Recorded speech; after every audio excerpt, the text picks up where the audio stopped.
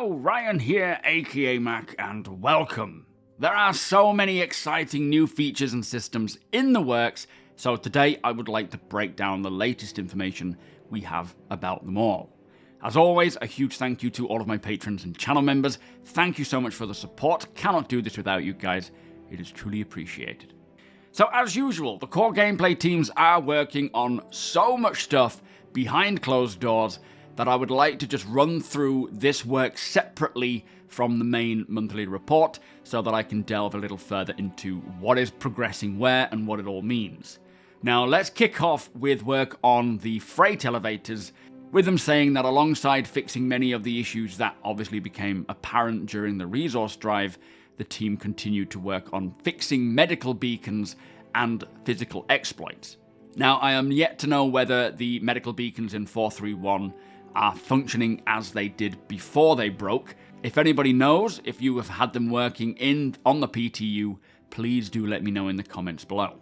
The team also worked on the functionality required to support a new creature's unique behavior and attack moves. So this sounds like they will be introducing a new creature in the near term. It sounds like it could be quite dangerous rather than passive, as they do specify attack moves rather than defensive or whatever. So hopefully it's something quite unique that we haven't seen yet. Ideally for me it would be a xenomorph, but that's just me. For the engineering screens, they were updated to show the rate of heat change for components, plus they have fixed various bugs for that mechanic. So another little snippet there into what to expect when engineering comes along, being able to continuously monitor heat values, be that increasing or decreasing, which is obviously going to be an important piece of information that will require monitoring from time to time, keeping your vehicle running optimally. And this will vary depending on whereabouts, like what the environment is like, with temperatures going up if you are in a hot area versus a colder area. But as we heard on the Start Citizen Live with Benoit yesterday, they do plan to have a tech preview test with engineering this year. That's their aim, is to get it into tech preview before the end of the year. And for me, I hope they bring it in and keep it up throughout the holiday period in the tech preview so that we can really give it a thorough test.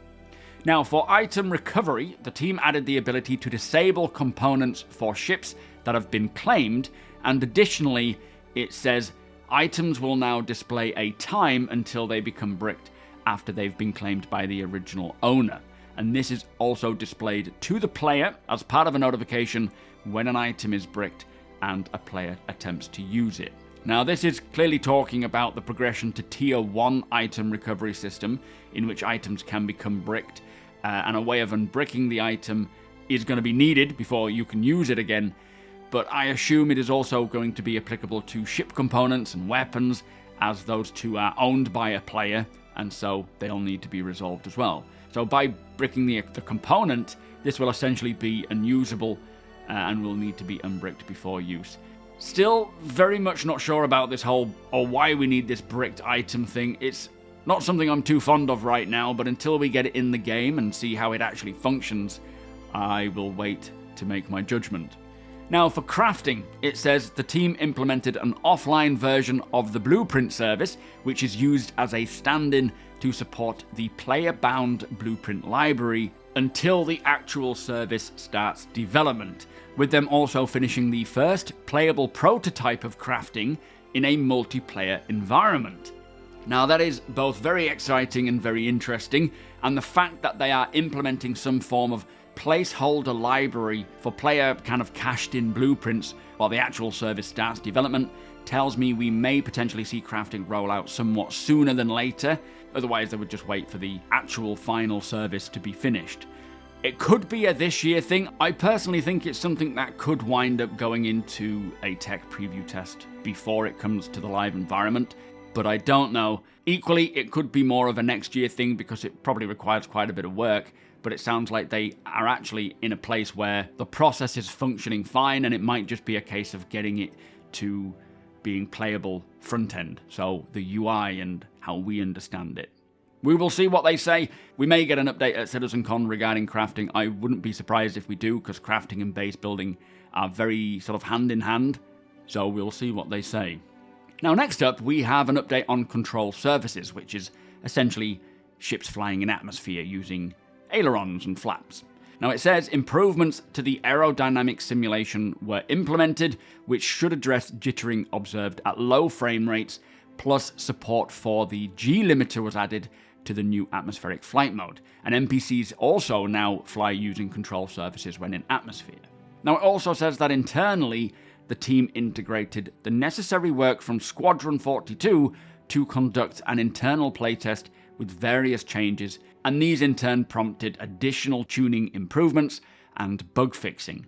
So firstly, we have seen some leaks of the Gladius using control surfaces and gliding. It's nothing we haven't seen before, it's just in Area 18 rather than over a planet. But it does look like it is continuing to get the improvements. No idea how much work is left to do until all the ships can use this aerodynamic flight model. But this is going to make the flight experience feel so much better with realistic atmospheric flight feeling. That is just going to be very nice. It is also really interesting reading that the NPCs are now flying using control surface tech.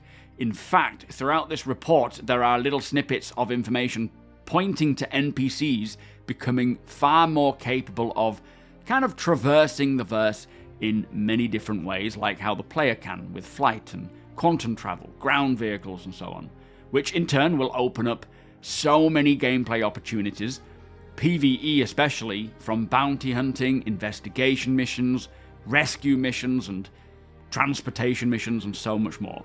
Now, sticking with the flight updates, IFCS, which is the Intelligent Flight Control System, or the kind of a bit like traction control, the automated system on your ship that helps you fly easier.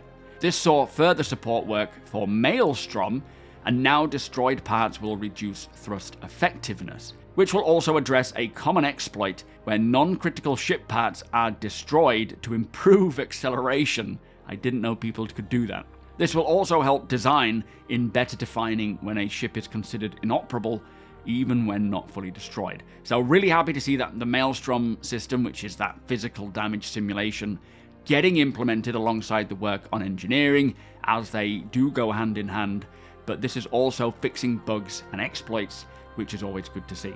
But all this work towards the ship flight model, damage, engineering, and everything all kind of slotting together in this cohesive, wholesome, systemic way to make it function as intended, with components failing, affecting your flight characteristics. Plus soon we'll have all the various IFCS tuning options, being able to switch off various systems to make it harder but essentially give you more control over your ship, damage realistically affecting ships, and so much more. It is great to see it slowly coming together, but it is understandably taking its sweet damn time. Now next up, we have an update on Cockpit Dashboards, with them saying that they will now support the ability to physically animate and vibrate based on various factors like ships shooting their guns or maneuvering at high angles of attack, which they say will add more levels of fidelity and realism. Now these kind of subtle changes, we already have the certain weapons when they're firing, the cockpit will shake, and it actually does, personally speaking, feel really cool. But these little subtle changes will make a big difference to how it feels when flying, giving a proper sense of weight and impact or power to something like a weapon, or maybe just providing feedback to let you know you're pushing your ships to the limits and you might want to ease back. I also hope that audio will tie into this a lot, as having that audible feedback like groaning and so on will just add so much more immersion. And right now, a lot of the time, like I was sat on the Idris Bridge the other day with many of us actually sat and manning the stations, but it was complete silence because there was the audio, the sound effects seemed to have been broken. Couldn't even hear quantum travel. And it does rip you out of that immersion and just leaves you sitting in silence, which is not nice. So hopefully we can see audio updates coming in for this as well, which would really sell that sense of your ship is not made of kryptonite and it will eventually break. Now, talking of quantum travel, it simply says the team worked on various bug fixes and polish tasks, such as NPCs not being able to perform solo jumps. So there again, giving NPCs the ability to quantum travel will be a huge option for them, being able to either quantum travel away from you, if they're your bounty for example, or maybe quantum travel to help you, or revive you, or rescue you. So again, many use cases for when NPCs can do pretty much everything the player can, which should expand on the missions and so forth, as I say, especially PvE missions in a big way. Now, for quantum travel interdiction, it says this saw further improvements to help address the reliability of the system, especially in situations where new quantum interdiction fields appear or disappear after the initial jump has been initiated. Plus, interdicted ships will also have markers on them to make them more obvious to players who interdicted them, which I'm sure will be very helpful. Now, for turret weapons, they are now prevented from firing when aiming at the host vehicle, so whichever vehicle you're sat in, which will reduce the need for complex turret angle maps, which is what causes them to aim up and down erratically. So happy to hear this, as they can often act a little weird out of nowhere, and if this is the cause, hopefully this will make them a lot more smoother and user-friendly, and basically effective.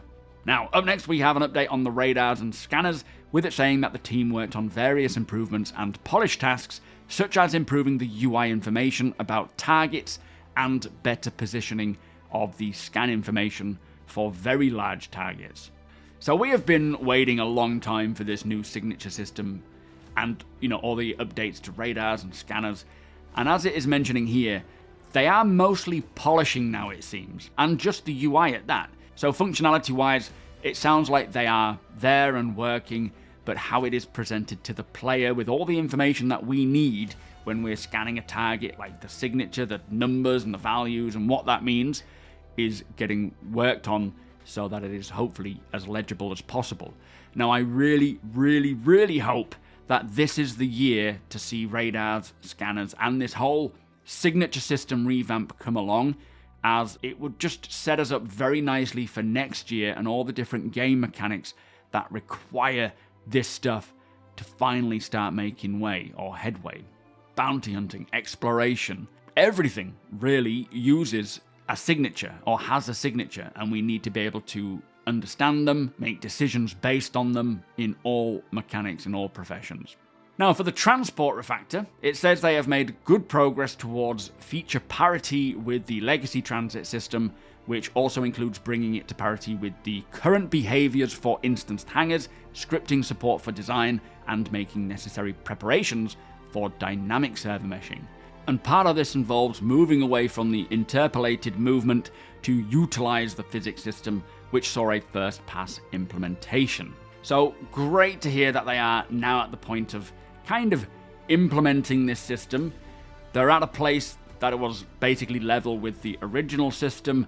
Of course, they will probably want to push it a bit further and get it beyond what that system could do for features that we have today and what's coming in the future.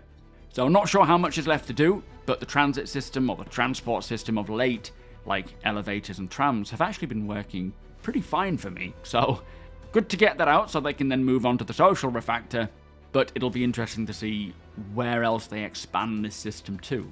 For the inventory work, the team implemented proximity looting, which allows players to loot from multiple nearby inventory containers simultaneously. Plus, the new UI has had filters and search implemented. So this new UI that we saw recently, as you can see here, going to take a while, it sounds, to get it working as it should and in-game, but it is going to be very helpful to be able to move items from many different containers in an area or proximity area in one go. So, organizing gear between 3, 4, maybe even 5 different boxes as if they were just laid out in front of you with their lids open will be so much faster and easier than having to pick them up into your backpack, go to the next one, unload, streamlining the whole process. That would be a great quality of life improvement, and hopefully something that can come along sooner rather than waiting for the UI updates, but we'll see. And then finally, an upcoming event was given additional support to improve existing mission archetypes and better support mission availability scaling. So there you go, as usual, a ton of great work going on there with the core gameplay teams, working on many different important features and systems that will have a huge impact on our experience, and many of which tie into one another. But as these features start rolling out, which is likely going to be more of a next year thing than more of them this year, I feel like the game and the landscape of the game and just how we play will slowly change and just become far better. But with that said, if you are interested in converting your phone or tablet into your ship's dashboard, do check out GameGlass. It is a great app which is also free to use. You can get up to 3 shards, like this Aegis shard, but if you want to unlock many different shards, like a Drake shard, or even create your own, I can get you 15% off a lifetime pass using that link, which also does support the channel. So a huge thank you to anyone who does so. If you do enjoy my videos, please do consider subscribing and helping the channel to grow. Also, come and hang out over at twitch.tv/SuperMacBrother, either over at Twitch or here on YouTube. We will be checking out the PTU, checking out these dropships, seeing how the medical gameplay works with it, and anything else that's new, and you are all more than welcome. Hit the thumbs up if you don't mind, does the channel a big favour, and tick that notification bell if you'd like to be notified when my videos go live. Again, a huge thank you to my patrons and channel members. Thank you for your support. Thank you for watching, and I'll see you in the next one.